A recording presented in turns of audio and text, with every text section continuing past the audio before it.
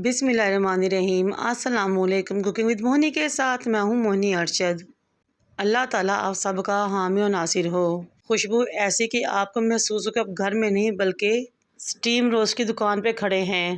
जायका बेइंतहा लाजवाब, रुई की तरह नरम और मुंह में रखते ही मक्खन मलाई की तरह घुलने वाला बेहतरीन step by step chicken steam chargha की रेसिपी आपके लिए हाजिर है। चलिए टाइम ज़ाया किए बगैर इस मज़ेदार सी रेसिपी को स्टार्ट करते हैं। बिस्मिल्लाहिर्रहमानिर्रहीम। सबसे पहले फुल चिकन लेंगे, उसको अच्छे तरीके से धो लेंगे। फिर एक तेज़ छुरी की मदद से कट्स लगाना स्टार्ट करेंगे।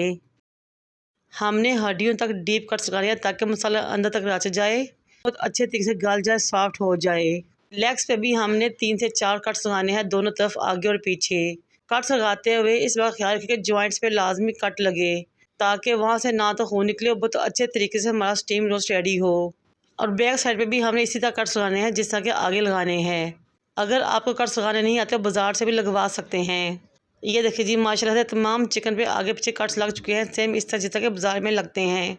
स्टीम रोस्ट जब तक नरम और गला हुआ सॉफ्ट ना हो तो मज़ा ही नहीं आता।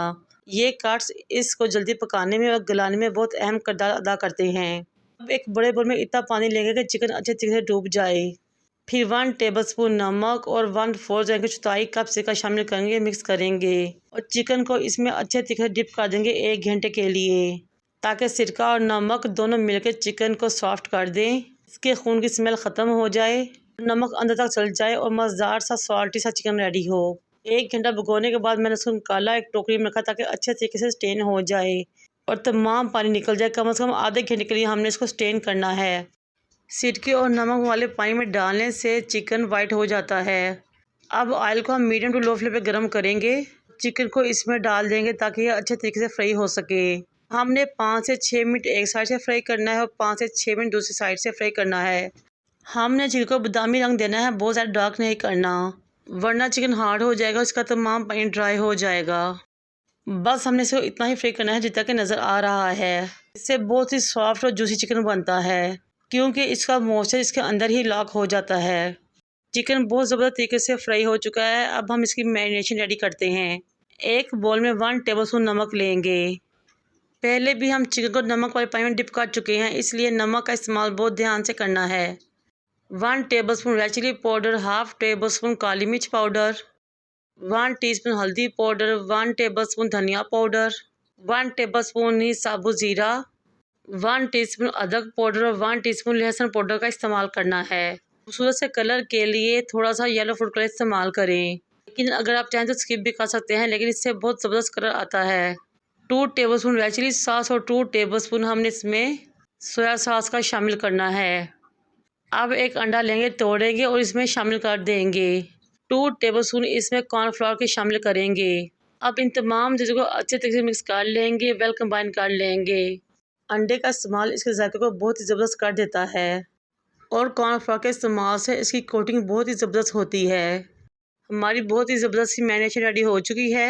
अब हम चम्मच की मदद से चिकन के ऊपर इसको लगाएंगे और बाद में हाथों की मदद से चिकन के तमाम काट्स में ऊपर नीचे आगे पीछे और इवन के अंदर भी अप्लाई कर देंगे इस मैरिनेशन को।